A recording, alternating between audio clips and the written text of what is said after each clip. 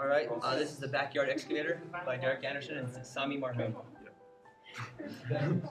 Go ahead. So this is our original toy design. This original toy was in my parents' backyard since I was a little kid, and it's actually one of my favorite all-time toys ever since I was a kid, but as you can see, it's had better days. As of right now, it's not very functional. You can see it in this picture. There's a lot of rust on it, but it had major problems with the design of it. Basically, the rotating stem has a great deal of friction, and so it won't move or it won't rotate. So if a kid wants to play with it, it's kind of locked in one position. Anyway, we wanted to rebuild this, and we wanted to take care of all the flaws and fix all the problems with it and make it to where it's a new toy and it's the way that we want it.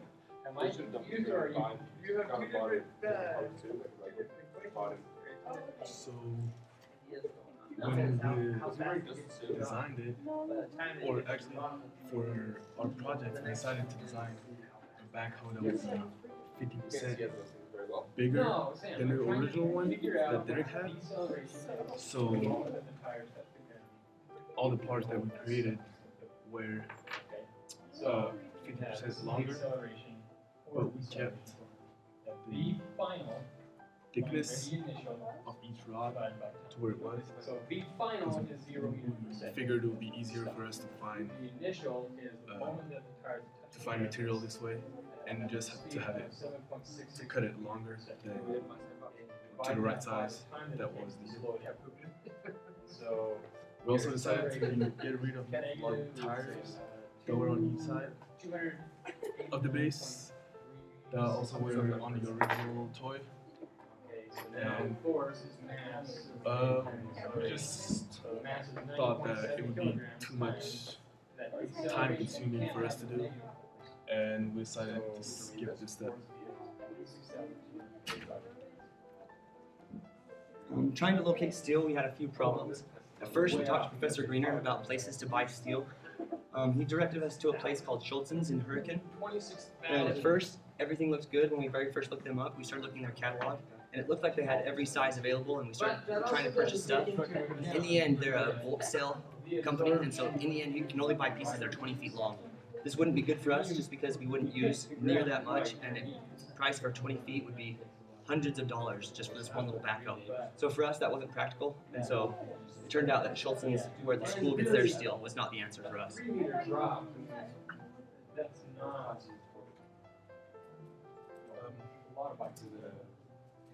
So we continued our research, and here in Cedar we actually found a shop that would be able to build the whole backhoe and buy the material for us.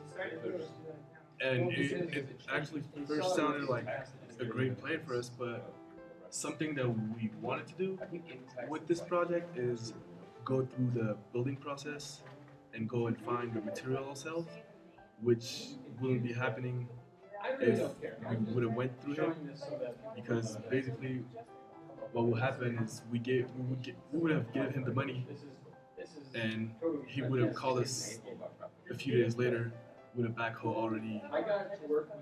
already built, and this wasn't what we were looking for, and it would not bring us the experience that we're expecting for this project. So we decided to build it ourselves. In order to gain that experience, we did find a place here in Cedar that sold us the material for quite an expensive price. Once this was done, we came here. One of our fellow student here at SUU that was in Professor Greener's class helped us cut the material to the right size after we gave him all the measurements and all the drawings. However, after that, we welded ourselves.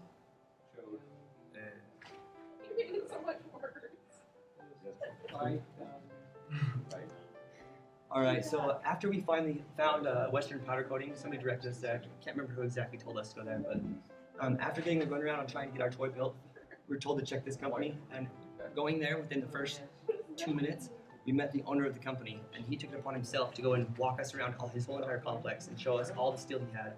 Anyway, everybody that was able to help us, he was the nicest one, and he was the one that helped us get steel.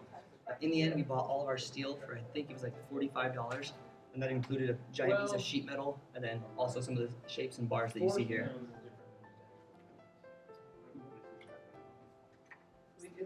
So here's some of the complications that we had with our design. Originally, like we said, we wanted to build it 50% bigger, and so everything was good until we came to this part right here, the rotating stem. To put this stem in that giant piece of steel, you have to drill a giant hole, and that drill bit is super expensive. And so instead of buying the drill bit for, well, I think it was like $28, I checked a machine shop to see how much they would charge to drill this hole, and it was something like $40 just to drill one hole.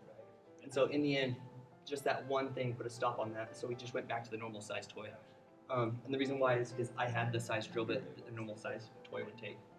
And so because of that, that's why our toy is the exact same size as the original, and not 50% bigger. As you can see right here in the picture, this is the swiveling neck of the backhoe. It's got a bearing on the bottom and a bearing on the top, and then it's pressed into place. So as you can see right here, there is not a place for water to seep in, and so because this is near frictionless now, it'll stay near frictionless because water can't get inside of it and ruin it, just like the old one. So this is one of our new design features, and we kind of pride ourselves in this design.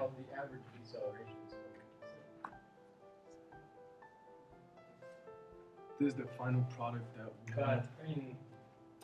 As you can see, it looks a lot similar to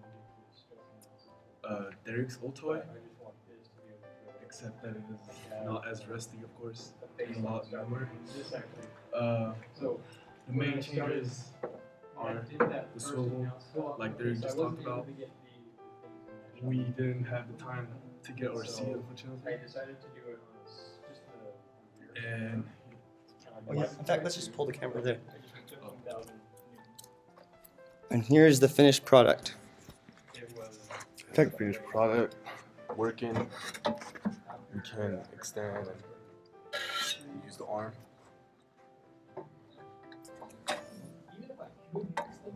Of course, it's still, since it was our first time welding and the first time that we actually did it and thought it, there's a few defects here and there that could be fixed, of course, with more time, but it's something that we didn't include in our schedule. And yeah, this is our final product. You guys enjoyed? Thank you so much for watching. See ya.